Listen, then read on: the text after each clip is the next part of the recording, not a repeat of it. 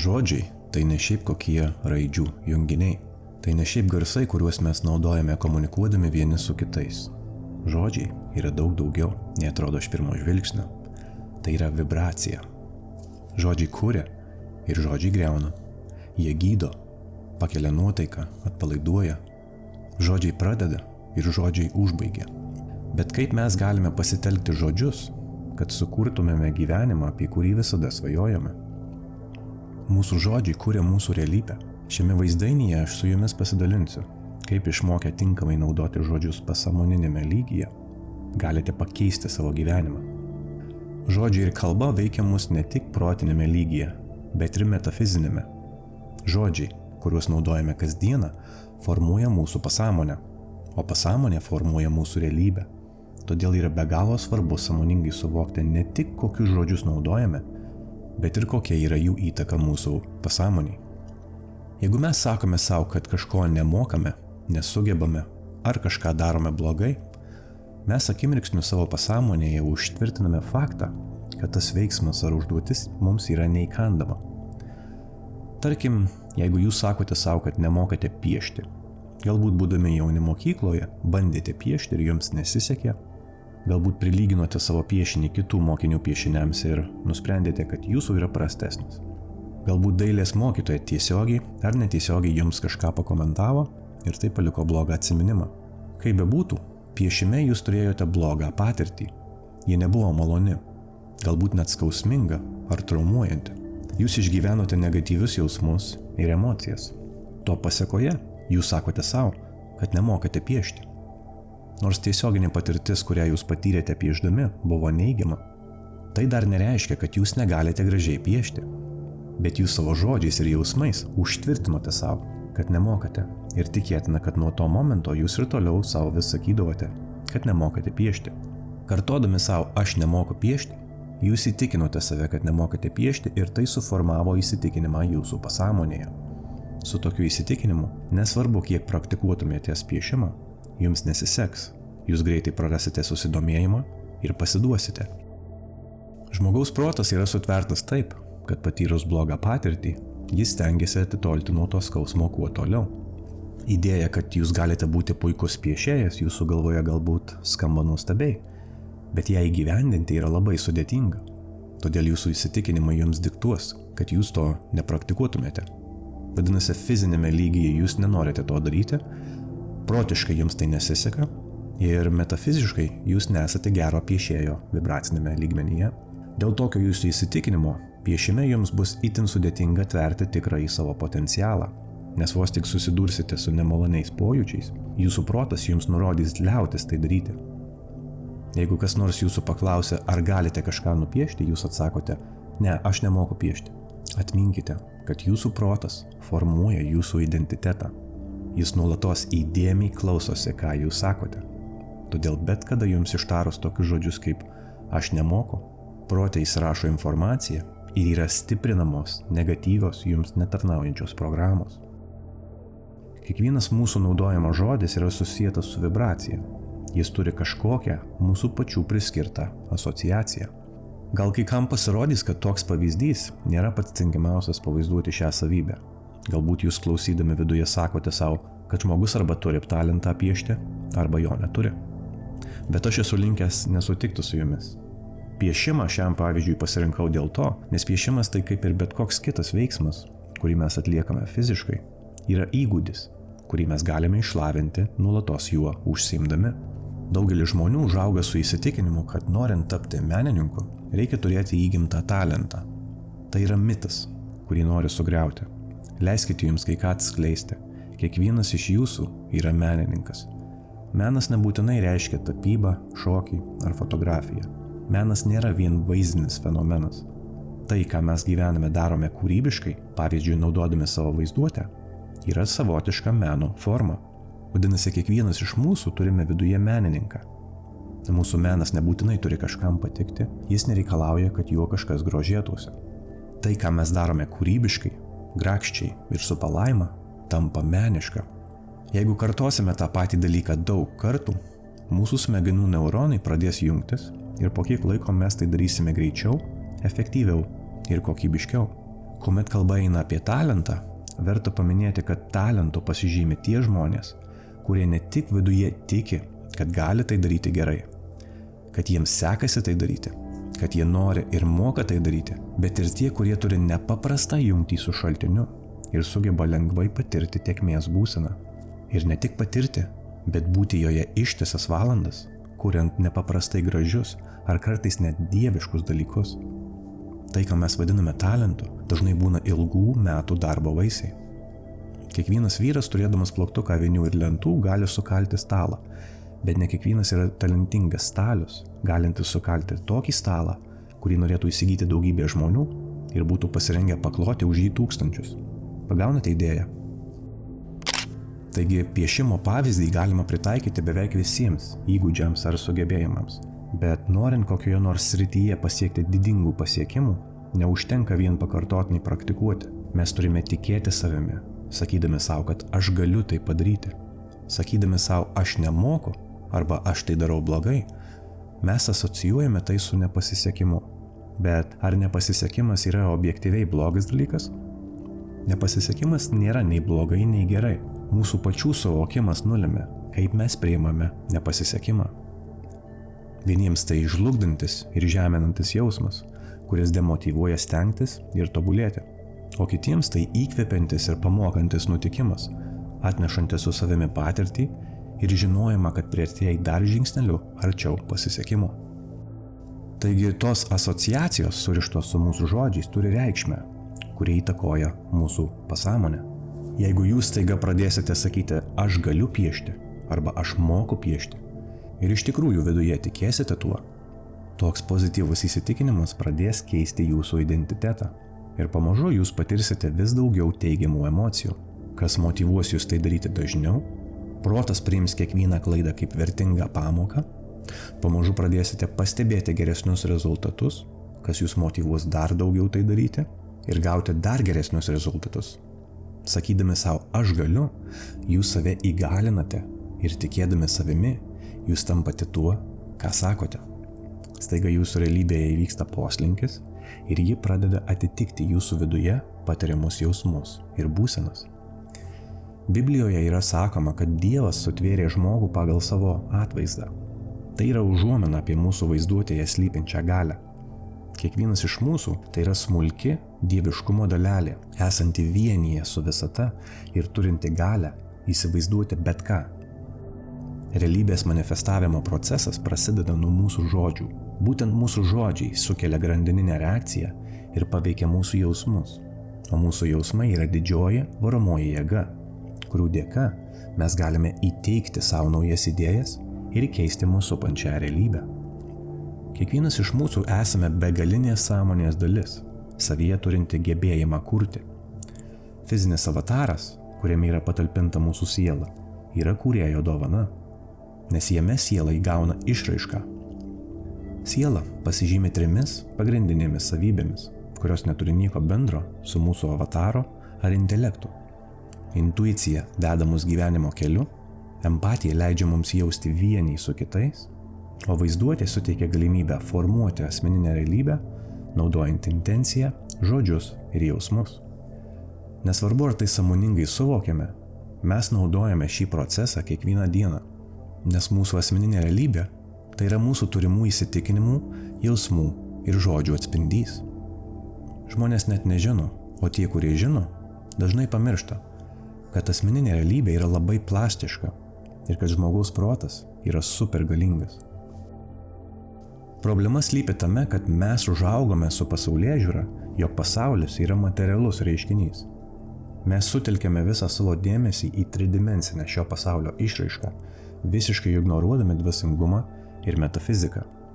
To pasekoje žmogus galvoja, kad norėdamas pakeisti savo pasaulį, jis privalo kažkur nueiti ar kažką padaryti. Jis įsitikinęs, kad tarp jo norų ir troškimų egzistuoja laiko ir erdvės tarpas. Dar kiti mano, kad jų laimė ar gerovė priklauso nuo kitų žmonių veiksmų, kas įkalina ir apriboja viduje slypintį potencialą. Toks žmogus, norėdamas pokyčio, visada žvelgia į išorę, vietoje to, kad žvelgtų vidun. Jis sako savo, jeigu tik tas žmogus būtų padaręs tą vieną dalyką, mano gyvenimas būtų kitoks. Arba jeigu aš laimėčiau loteriją, gaučiau palikimą ar gerai apmokamą darbą, aš būčiau laimingas. Ir panašiai. Toks vidinis pašnekesys ne tik pastato mus į aukos poziciją, bet ir patvirtina visatai, kad mes neturime to, ko trokštame. Kaip ir kalbėjau, visata visada atspindi realybėje tai, kaip mes jaučiamės. Įsigilinkime į tai dar labiau. Kai kurie žmonės tiki, kad norint pasiekti gyvenime pokyčių, padeda tik tai veiksmai. Žmogus turi imtis veiksmų, o ne kalbėti ar svajoti apie tai.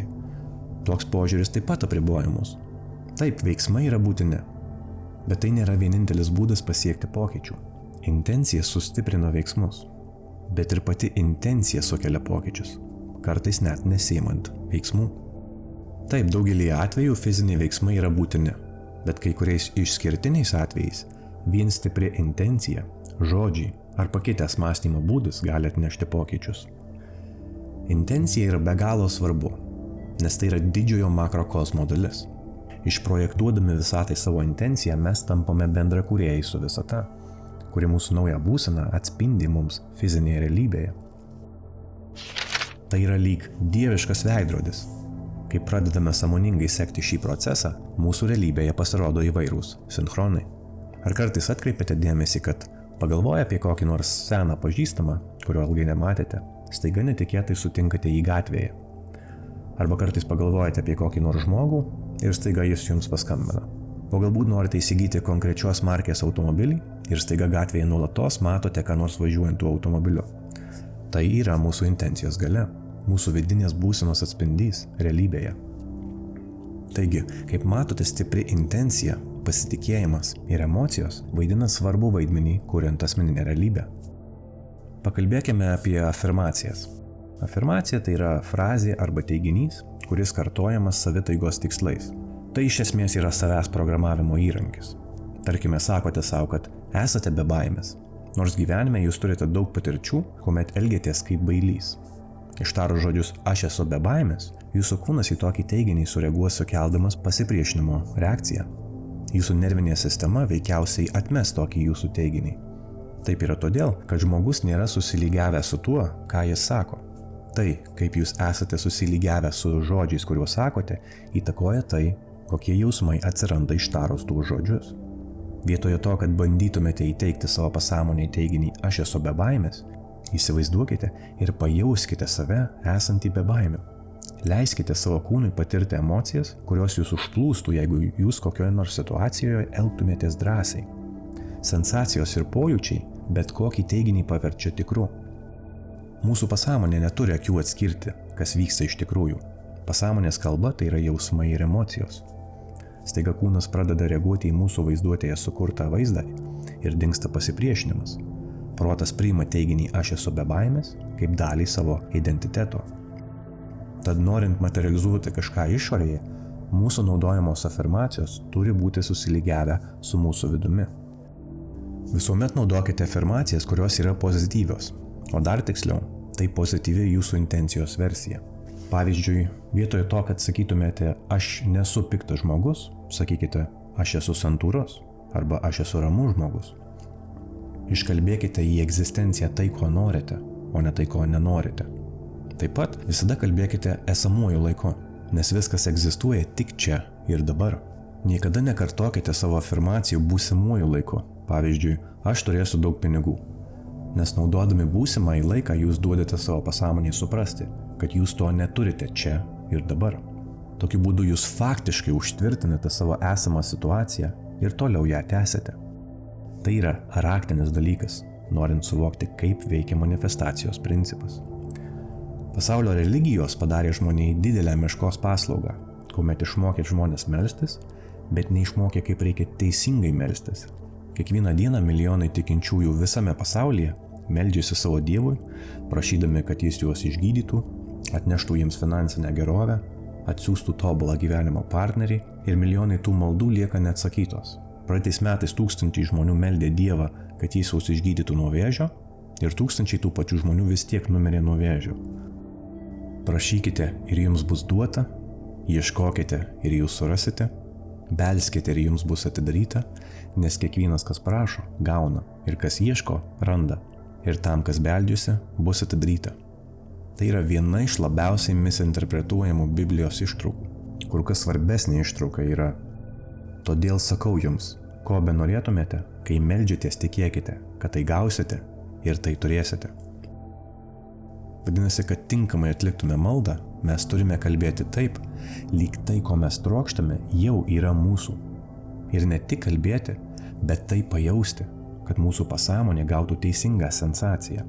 Pagrindinė priežastis, kodėl didžioji dauguma maldų lieka neatsakytos, tai kad žmonės melsdami žodžiais ir jausmais užtvirtina, kad jie neturi to, ko trokšta. Materializacijos dėsnis atspindi realybėje tą jausmą. Bet tikintieji, ypač krikščionys, yra taip smarkiai indoktrinuoti, kad nesulaukia atsakymo į savo maldas, sako, kad tokia yra Dievo valia. Bet koks mylintis Dievas atsisakytų padėti savo globotiniams? Nereikia būti religingu ar tikinčiuoju, kad visą tai suvokti.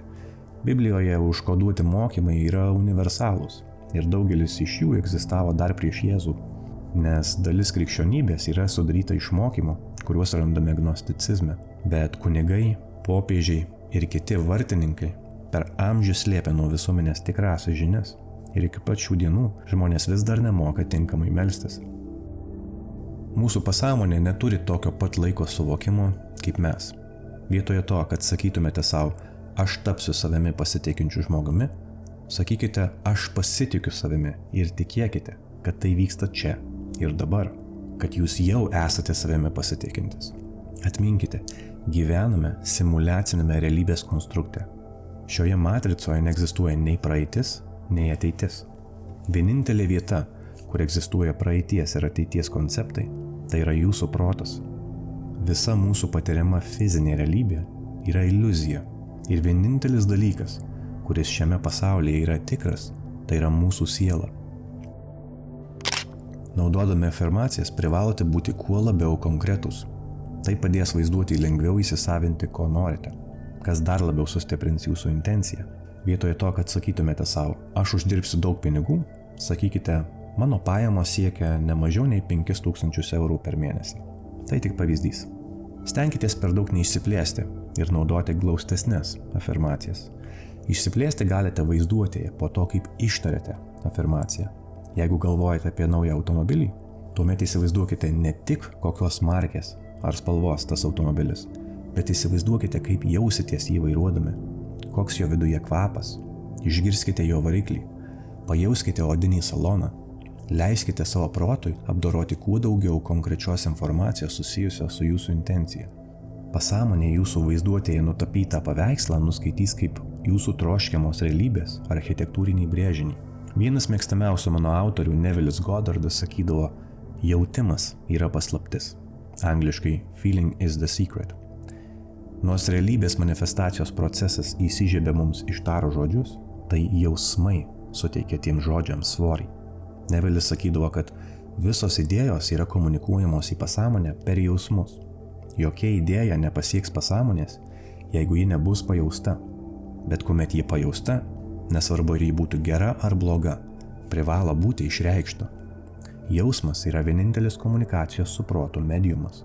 Todėl žmogus, kuris nesugeba kontroliuoti savo jausmų, gali lengvai prisišaukti nepageidaujamas būsenas ne tik pasąmonėje, bet ir fizinėje realybėje.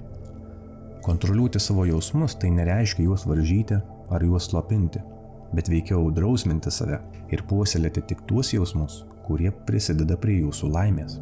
Nuostabus autorius, gaila, kad jo medžiaga nėra išversta į lietuvių kalbą.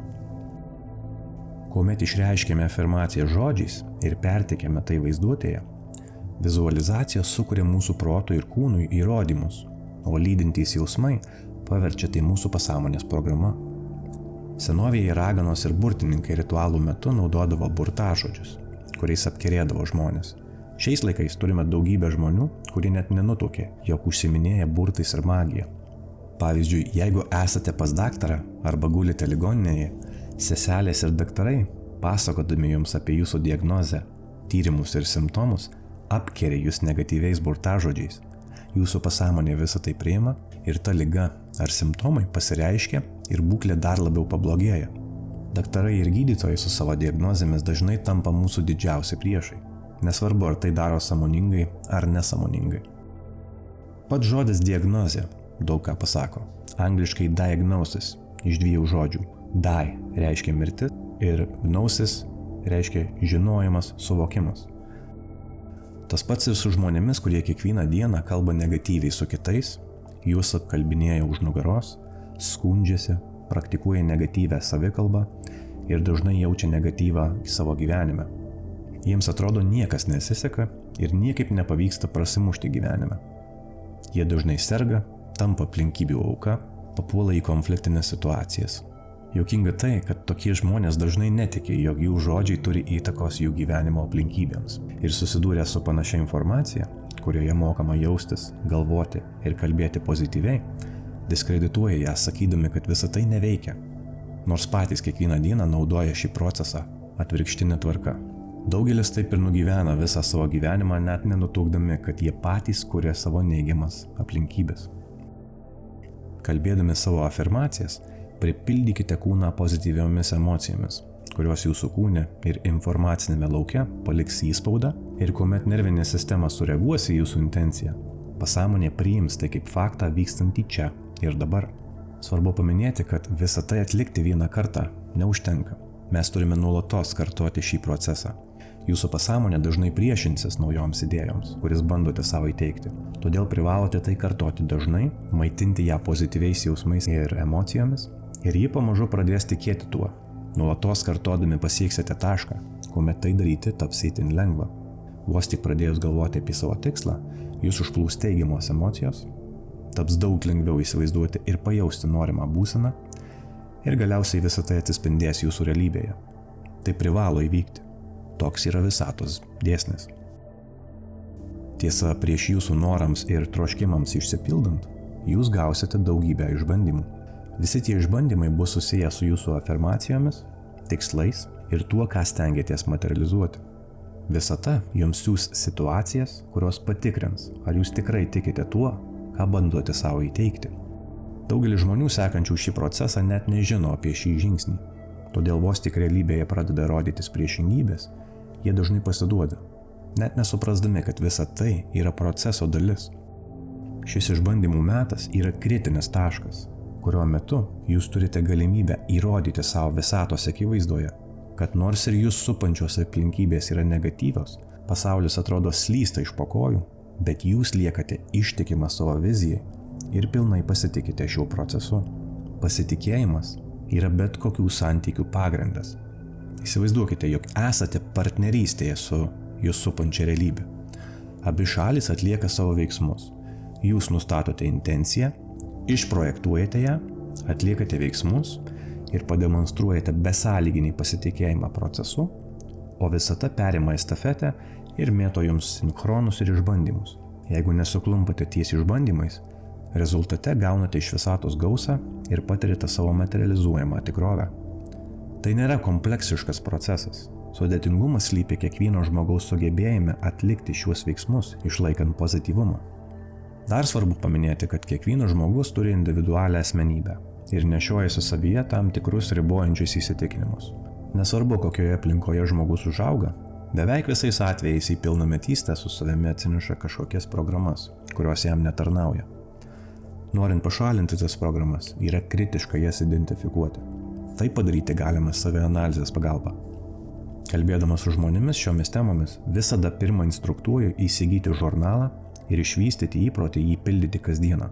Tokiu būdu galėsite bet kada žvilgtelėti atgal ir ne tik sekti savo progresą, bet ir palyginti skirtingas būsenas.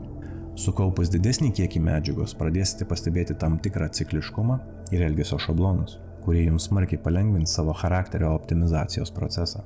Kalbu iš praktikos, sakydamas, kad visa tai jums gali padėti išsigydyti patirtas traumas, suvokti praeities klaidas ir išgauti iš jų svarbias pamokas. Mano manymu, kiekviena nepalanki ar skausminga situacija mūsų gyvenime mus kažko moko, nes kitaip ji nebūtų skausminga. Skausmas yra geriausias mūsų mokytojas ir jis palieka tik tada, kai baigia mus mokyti. Kartais skausmas praeina ir net jei neišmokstame mums skirtos pamokos, bet beveik visada jis sugrįžta vėliau mūsų gyvenime ir būna dvigubai intensyvesnis. Taigi, grįžtant prie afirmacijų, Tarkim, siekiate įteikti savo pasąmoniai, kad esate sėkmingas verslininkas. Viskas tvarkoje. Bet kaip jaučiasi žmogus, kuris yra sėkmingas verslininkas?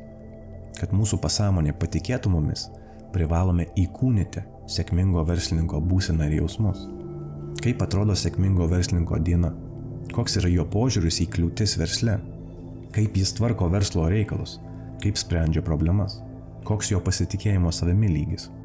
Dažnai žmonės bando kažką materializuoti, klausosi afirmacijų, užsiima vizualizacija, bet jų veiksmai realybėje netitinka jų manifestuojamos intencijos. Jeigu elgsitės priešingai nei bandote savo įteikti, realybė beveik visada atspindės jums jūsų elgesį, o ne tai, ką sakote savo. Taigi, kaip matote, šis procesas susideda iš skirtingų aspektų. Jau žinome, kad žodžiai, kuriuos naudojame, pozityvi intencija, jausmai, vizualizacijos yra neatsiejama šio proceso dalis. Bet visa tai yra tik išskaidytos dalys, kurios visumoje susideda į bendrą idėją, kurią galima apibūdinti vienu sakiniu. Elkis taip, kaip nori, kad būtų, ir tu tapsi tuo, kaip elgiesi.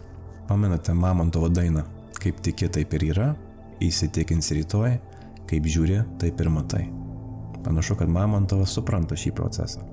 O žodžiai įsitikins rytoj reiškia, kad visas mūsų atliktas darbas realizuojasi miego metu ir bet kokie rezultatai yra praėjusios dienos ar dienų darbo vaisiai.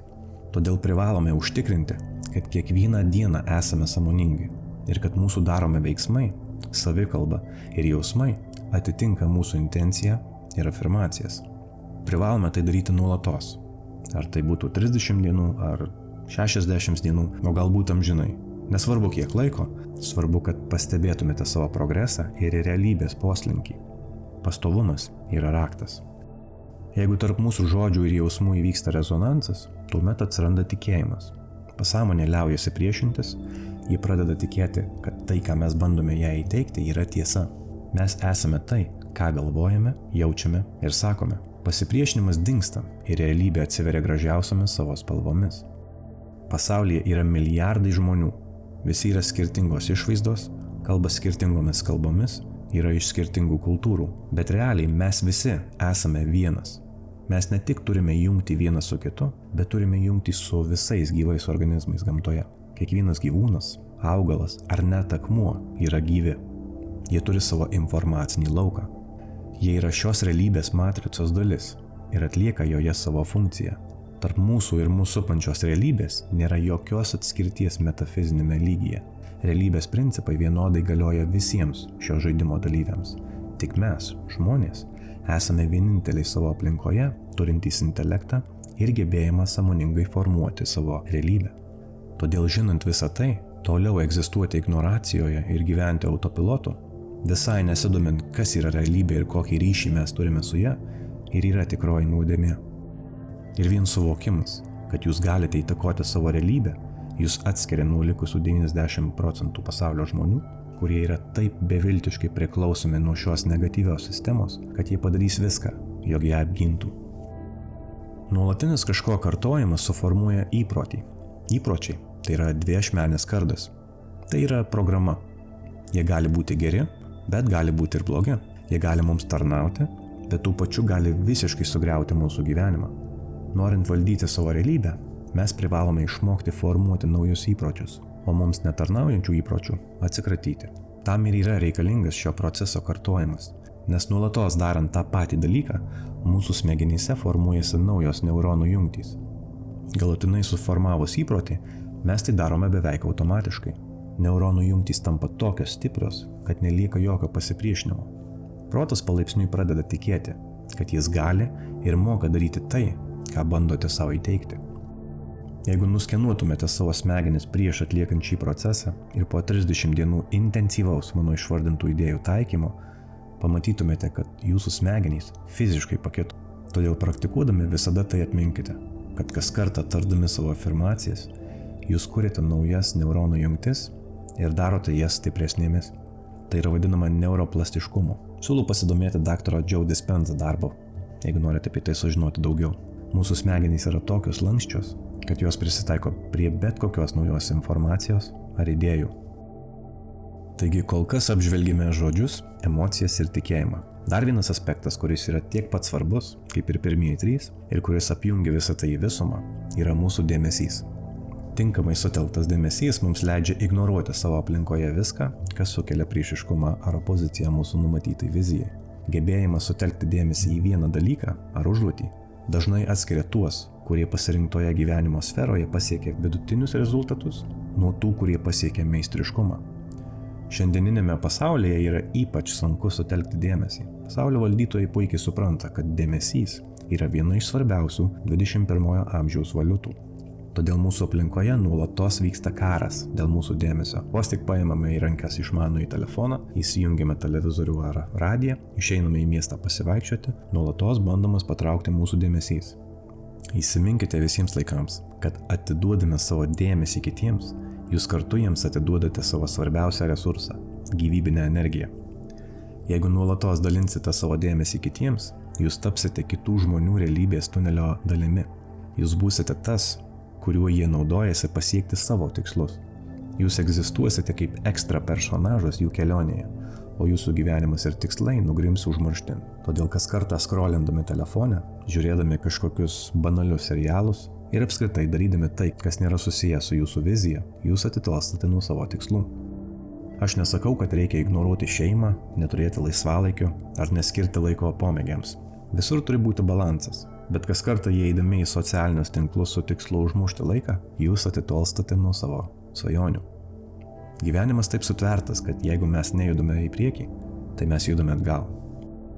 Dėmesys sutelktas į savo procesus leis mums pastebėti, kad realybė kinta. Žmogus, kuris sako savo, aš esu savimi pasitikintis, dažnai turės daug geresnę laikyseną. Jis eis iškėlęs galvą, bus ryžtingesnis bendraudamas su kitais. Žmogus, kuris sako savo, aš esu turtingas, kur be pasisuks matys gausą. Jis lengvai leis pinigus, žinodamas, kad išleisti pinigai jam sugrįš 10-eriopai. Jis priiminės finansinius sprendimus nedvejodamas, bus dosnus ir dalinsis su mažiau sėkmingais žmonėmis. Ir tai tik pradžia, jeigu tęsite šį procesą, į jūsų realybę pradės plūsti dar daugiau žmonių, objektų ir situacijų, kurios patvirtina jūsų viziją. Galiausiai jūs pasieksite savo tikslus ir ateis laikas naujiems tikslams, naujoms aukštumoms jūsų gyvenime. Taigi apibendrinant, viskas prasideda nuo žodžių, afirmacijos veda prie jausmo, jausmas formuoja tikėjimą, tikėjimas sustiprinimas dėmesio, o dėmesys privalo būti palaikomas.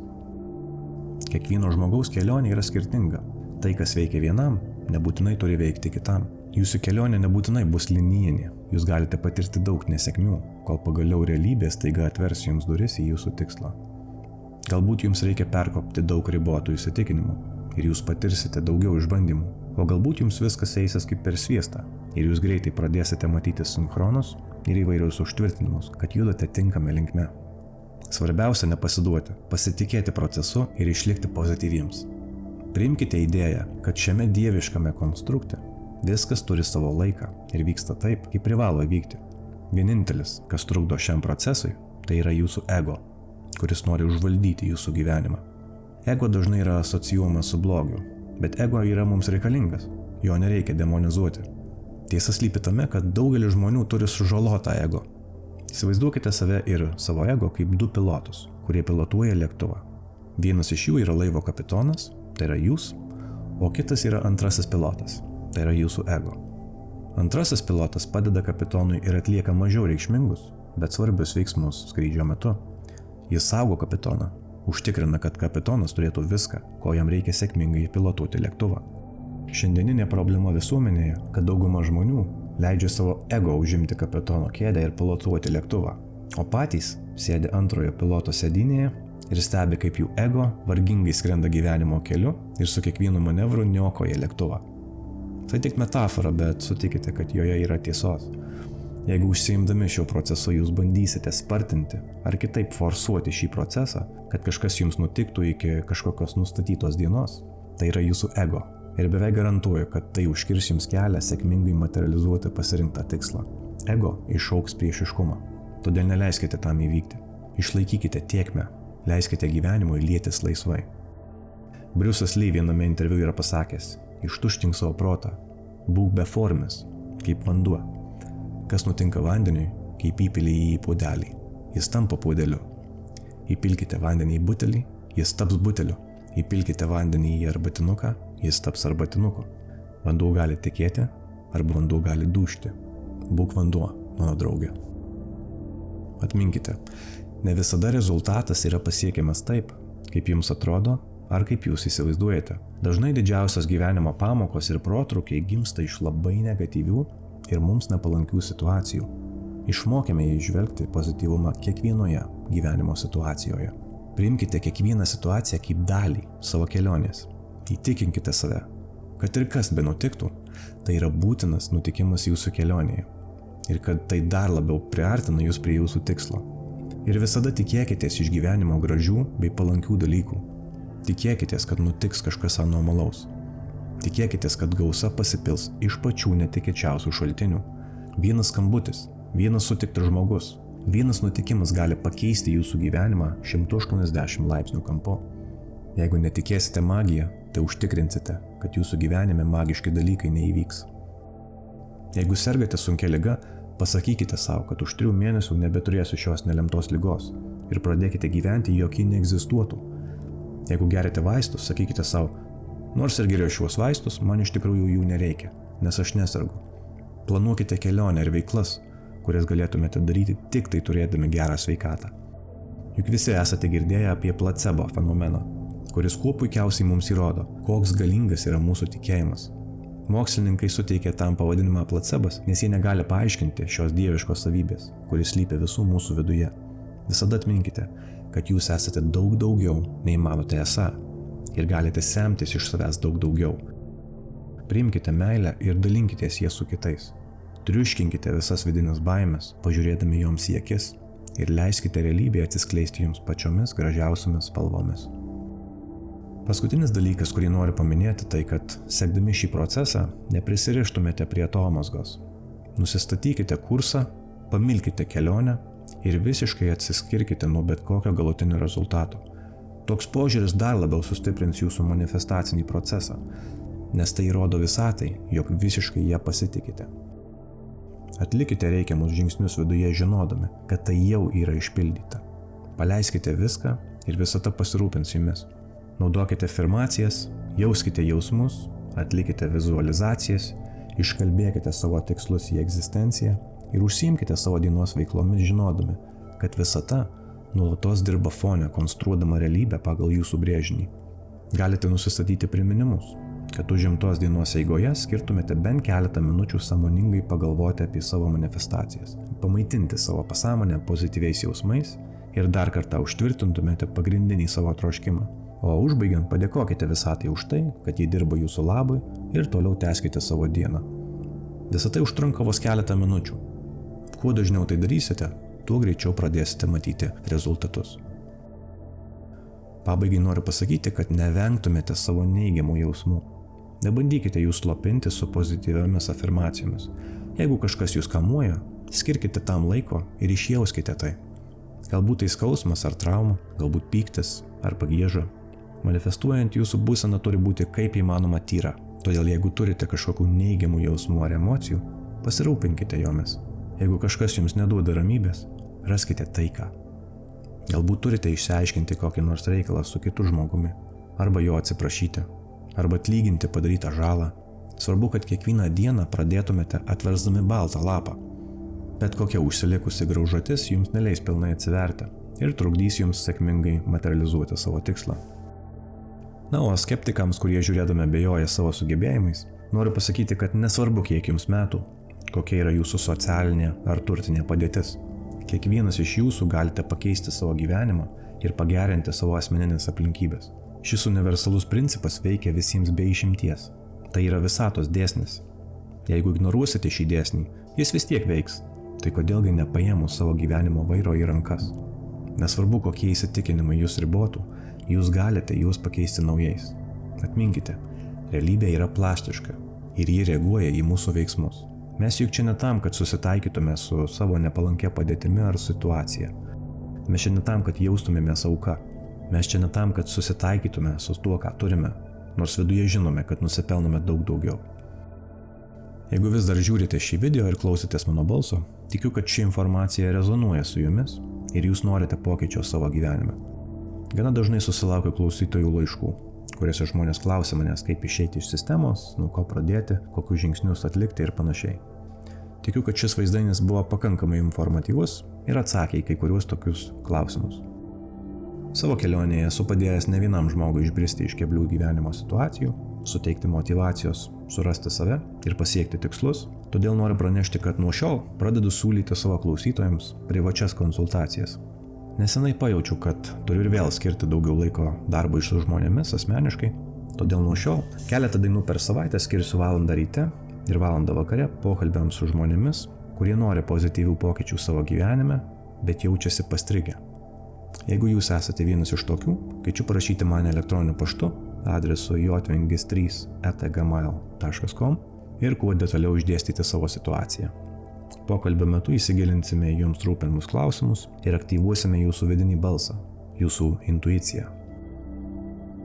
Konsultaciją atliksiu už padėką, tai reiškia, kad jeigu jums tai bus naudinga ir norėsite atsidėkoti, atsiųsiu nuorodą ir galėsite atlikti energetinius mainus pagal savo galimybės ir suteiktą vertę.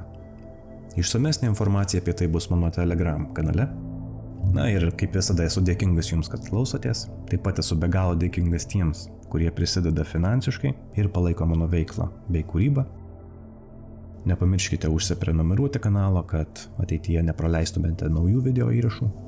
Jeigu šis vaizdainis jums patiko, galite jau pasidalinti socialiniuose tinkluose, padėdami šią informaciją pasiekti tuos, kuriems jie yra reikalinga.